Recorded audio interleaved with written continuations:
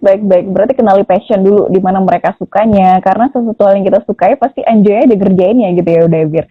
Dan setelah itu baru eksekusi. Nah, tadi sempat disinggung sedikit sama Uda Emir ini berkaitan dengan anak muda yang suka instan, serbanya maunya cepat aja gitu tanpa harus ada sistematika atau mungkin beberapa hal yang harus mereka kerjakan sebelumnya.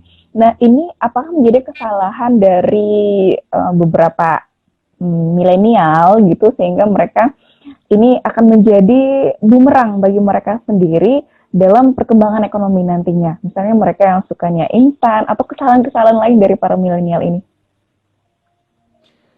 Ya setiap generasi itu kan ada plus minusnya ya. Contoh kalau misalkan generasi, ya kalau saya kan bisnis kan B2B ya.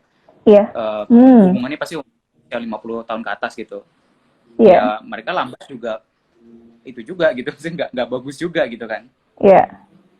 Justru mungkin ya bagusnya yang cepet-cepet kayak milenial gitu kan.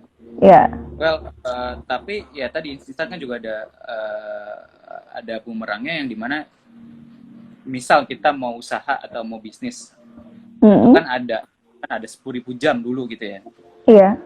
Lakuin itu berkali-kali gagal, ditolak, gagal, bangkrut dan lain sebagainya, baru ada suksesan versi kita sendiri misalkan begitu. Iya. Tapi kalau misalkan kita secara instan nganggep, oh si ini bikin startup ini misalkan gitu, sekarang di zaman startup kan, dapat pendanaan segini gitu, oh sini hebat nih gitu. Jadi kita cuma jadi follower, bikin sesuatu supaya instan, tapi padahal ya hidup itu panjang gitu, maksudnya padahal nggak ada yang instan gitu. Iya, benar. Jadi kalau bisa emang harus di mix sih antara milenial tuh kan cepet ya, jadi apa tuh pengennya cepet, itu bagus. Tapi pola pikirnya jangan instan, nikmatin aja setiap prosesnya. Prosesnya gitu ya. By the way tadi saya denger banyak banget tuh background kucing ini. Maaf ya. Wah, lucu banget. Ternyata kita sama, saya juga punya 3 di rumah soalnya. Ini namanya Cuan. Wah, hai Cuan, apa kabar? Ada berapa itu anaknya? Ya, 9. Masya Allah, 9. Ini jadi bisnis juga nih kayaknya ya, udah Emir. Karena saya rescue semua, kayak kucingnya tuh. Karena gini kan, kalau kucing kan mereka nggak bisa cari makan sendiri kan. Iya. Jadi kalau kita keluar gitu, kalau mungkin di kota itu kan banyak warung pecel lele dan lain sebagainya, mungkin mereka bisa kasih makan. Tapi kalau contoh di Bali kan nggak terlalu banyak warung tenda, jadi mereka kadang-kadang masih kecil, terus nggak bisa makan, yang nggak ada yang kasih makan, ujung-ujungnya mati. Jadi karena itu ya suka rescue.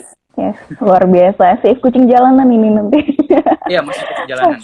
Ya baik, ini udah sepertinya pertanyaan dari saya sudah terjawab sangat baik dan juga sangat maksimal dijawab. Ini ada pertanyaan yang masuk, kita jawab dulu ya. Udah Emir, ini dari Siti Zafira izin bertanya, udah Emir, sebenarnya kita sudah bagus visi dan misi dan mappingnya. Nah, bagaimana caranya niat-niat baik anak-anak muda ini dilirik oleh pemerintah sehingga kita makin punya power. Nah, mohon pencerahannya udah. Ya, gimana ini udah, Emir? Ini terkendala sama pemerintah ini kayaknya. Mereka udah maksimal semuanya gitu, udah konseptual banget. Tapi ternyata pas eksekusi kurang ada dukungan gitu dari pemerintah, ini gimana? Pasti maksudnya nggak usah teman-teman saya juga kalau misalkan ngobrol nyari misalkan ke institusi itu pasti juga pemerintah sebelumnya mungkin lebih old school, sekarang karena COVID ini kan pemerintah kan lebih efisien kan, apa-apa tuh pakai Zoom apa segala macam kayak gitu. Well, balik lagi doers ya, maksudnya jangan cuma mengandalkan pemerintah. Sebenarnya gini loh, pemerintah itu cuma andil cuma 20% dari perekonomian. Sisanya 80% itu swasta. Jadi kalau kita nggak butuh pemerintah ya nggak apa-apa ya, tapi kalau pemerintah butuh kita gitu. Iya, baik. Dan mereka kan pajaknya dari kita gitu kan. Iya. Jadi ya sektor-sektor tertentu yang nggak butuh pemerintah. Ya seperti apa itu, Demet? Gitu kan. kayak misalkan kalian mau jualan makanan apa segala macam kan nggak perlu dukung pemerintah gitu kan. Iya, benar sekali. Kecuali sektor-sektor tertentu misalkan energi atau kayak misalkan infrastruktur atau yang besar-besar gitu kan ya, Iya. mau mesti ada belajar namanya lobby, Mm-mm. pendekatan seperti itu. Jadi nggak usah terlalu pusing sama pemerintah, lakuin aja apa yang kita bisa. Kecuali sektor-sektor yang besar-besar yang butuh dekat sama pemerintah ya, itu juga pembelajaran gitu kan. Iya, iya. Proses juga kita belajar lobby, kita belajar pendekatan seperti itu. Ya, barulah kita ngomongin itu pemerintah gitu. Kalau misalkan kita ngomongin power, ya tunggulah silahkan kalau kalian teman-teman mau berkarya di politik misalkan 2024 itu kan yang mostly 60-70% pemilihnya milenial kan. Iya, benar. Jadi kalau kalian mau ke arah sana, teman-teman mau ke arah politik, ya harus punya skill set dulu gitu, harus punya tahu mau ngapain gitu. Belum tentu kalian lebih baik daripada generasi yang lebih tua gitu kan. Jadi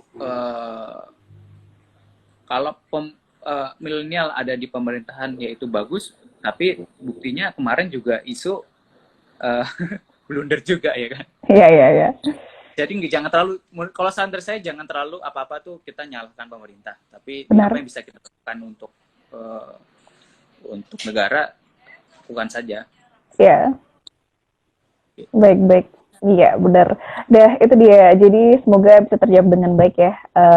Pertanyaan dari Siti Zafira ini, jadi memang harus pintar-pintar mencari sektor lain gitu ya. Udah, karena nggak semua jenis dari usaha, apakah itu UMKM yang ada, apapun sektornya, itu nggak semestinya harus memanfaatkan power dari pemerintah. Kalau bisa pemerintah yang butuh kita gitu ya, udah Emir ya.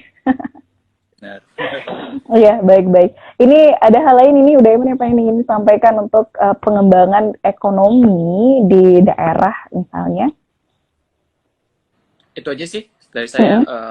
Buat silaturahmi, kolaborasi, terus belajar, maksudnya harus ada growth mindset ya, maksudnya jangan cuma terpaku sama kita udah ngerasa paling benar, atau misalnya kita nggak belajar hal-hal yang lain, apalagi kita kan banyak di rumah gitu kan. Banyak webinar. Kalau misalkan teman-teman di sini misalkan kuliahnya IT, ya belajarlah misalkan digital marketing, atau kalau misalkan teman-teman sini kuliahnya ekonomi, mungkin belajar kreatif atau lain sebagainya. Jadi menurut saya mumpung masih muda ya terus belajar, terus silaturahmi dan terus mencoba sih. Iya, baik. Untuk terjun ke ranah ekonomi kreatif, jadi udah Emir, apa aja sih, tadi sudah sempat disinggung juga sih sebenarnya, apa aja hal-hal yang mesti harus dipelajari oleh milenial hari ini? Misalnya mereka mesti harus belajar internet marketing, misalnya mereka harus belajar soal ini, apa aja ranah-ranah yang mesti harus mereka masterkan atau profesionalkan sehingga nanti biar lebih guideline-nya itu mereka dapat gitu. Ya, sekarang tuh content is king ya, maksudnya.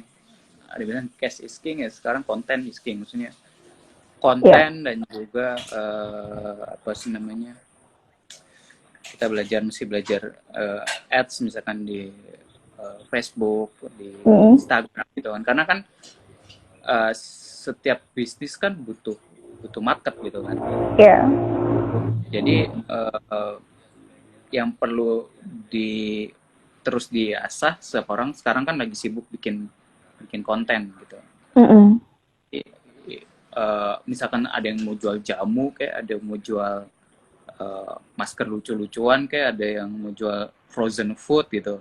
Intinya bagaimana kita bisa mengerti market, terus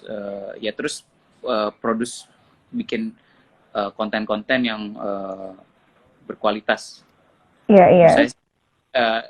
Action itu yang paling penting di saat sekarang gitu. Nggak ngapa-ngapain terus nggak bikin konten, nggak bikin apa ya, nggak ada yang tahu bisnisnya juga kan gitu kan. Iya, benar sekali. Berarti masih harus tahu marketnya, apa yang menjadi kekhawatiran dari masyarakat, atau marketnya, apa yang mereka butuhkan dan apa yang kita berikan, seperti itu ya. Mahal jualan, tapi kan bagaimana kita tahu kebutuhan masyarakat. Iya, menjadi jawaban apa yang mereka butuhkan gitu ya, udah Emir.